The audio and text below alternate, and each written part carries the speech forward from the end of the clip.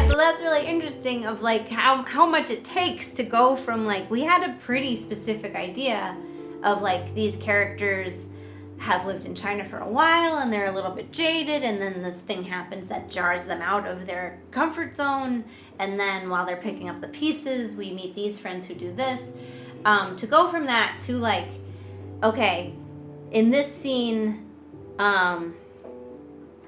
Norbert wants David to open a business with him, but David doesn't want him to open a business with him, and here's how he gets Norbert to stop offering that. And it made me realize, like, I know this already, but it made me like realize the reason why everybody thinks it's easy to write a book but that they don't write a book is that it's hard. It's easy to come up with these ideas, and maybe even like really good ideas, but then like making those ideas, enacting those ideas is like a lot of work. And it will take like, so when I was in America I would sit down for like an hour at a time, bang out a scene or two, and then like get up and do something else with my brain, and then I could come back and like write a little bit more. That's just my process.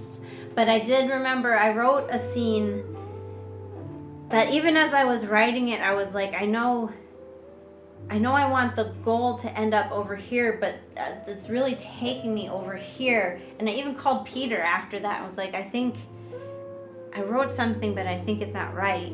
And then I went out for a run, and then I came back and I was like, delete, delete, delete, delete, delete, delete, delete. Because it was like, there were funny jokes in there, but it didn't actually it didn't move the action forward. So if that's the big thing I learned, I think, from this process is like, it has to be essential to either telling you something about the character, establishing the world, or the most important is moving the action to the place that you need it to go, because we're going for a style that is not quite sitcom. Like we as we've termed it before, bespoke comedian character comedy. And there are like some formalistic things we want to do that because we're indie we can do them, but meandering dialogue that goes nowhere isn't right. You know, like it has to. We have some freedoms, but we still have to tell a story. I think I still want to tell a story. I mean, like if what I wanted to do was just like natter on about the Death Star for half an hour. We would do that, but that's not what I want to do. I do want these characters to actually go somewhere. What you're saying with you have like 600 pages that you need to wheedle down to 300. Yeah, 60 to 30. It's not that long. Not yet. Not yet.